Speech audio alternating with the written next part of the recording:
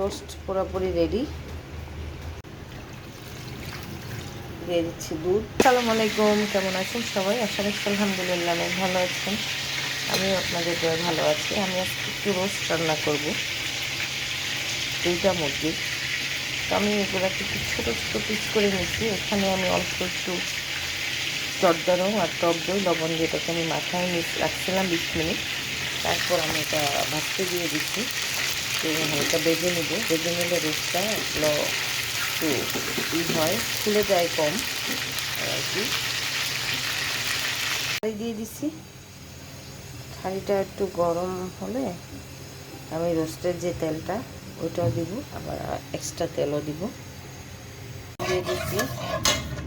দিয়ে দিচ্ছি গোটা মশলাগুলো।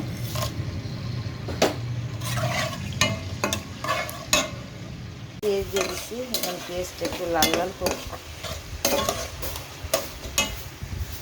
পেঁয়াজের কালার চলে আসছে, এই কালারটাই এখন দিয়ে দিব আমি কাটা পেঁয়াজ।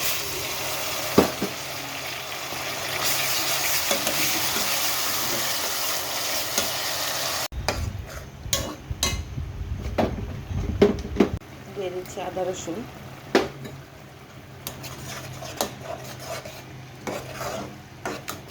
পরিমাণ মতো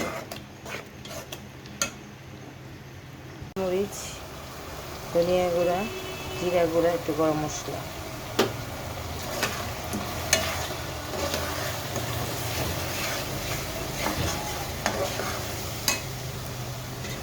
দিয়ে দিচ্ছি সেই ভিজানো মুরগির রোস্টের পানিটা। মশলাটা কষানো হোক। এখানে 3 আইটেমের বাদাম আছে, দিয়ে দিচ্ছি।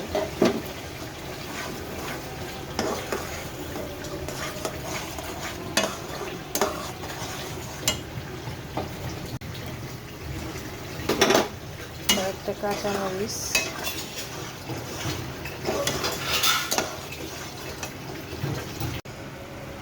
দিয়ে দিচ্ছি একটু টমেটো সস। এই আমার মশলা, আর কিছুই দেব না, শেষ। ভালোভাবে কষাবো।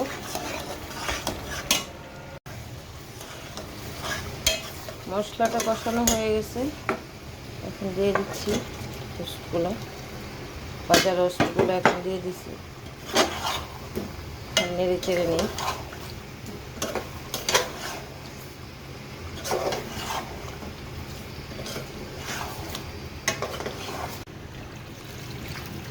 দিয়ে দিচ্ছি দুধ,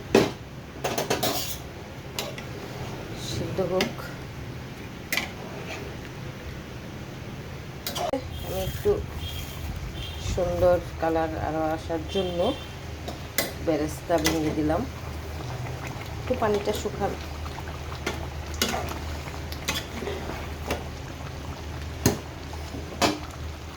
রোস্ট পুরোপুরি রেডি। এখন দিয়ে দিব 2 চামচ ঘি। আমি এটার মধ্যে কেওড়া জল, গোলাপ জল দিব না, কারণ খায় না, এই কারণে এটা দিচ্ছি না। আমার যেমন পছন্দ না। ঘি দিয়ে দিলাম। তখন দেখুন মাশাআল্লাহ কতটা সুন্দর হয়েছে, জুসি, মানে অনেক জুসি হয়েছে, দেখতে অনেক লোভনীয় লাগতেছে মাশাআল্লাহ। একটু বাসায় এইভাবে অল্প স্বল্পর মধ্যে বানিয়ে খেয়ে দেখবেন, কিছু না। তো আমার মজাদার শাহি রোস্ট, একদম এইভাবেই রান্নাটা করলে শাহি রোস্ট রান্না শেষ। অল্প স্বল্পের মধ্যে সুন্দর, দেখুন মাশাআল্লাহ কতটা লোভনীয় হয়েছে, কালারটা অনেক সুন্দর হয়েছে। বাসায় এইভাবে বানিয়ে খেয়ে দেখবেন, অল্প 2টা মুরগি। তো সবাই ভালো থাকবেন, আল্লাহ হাফেজ, আসসালামু আলাইকুম।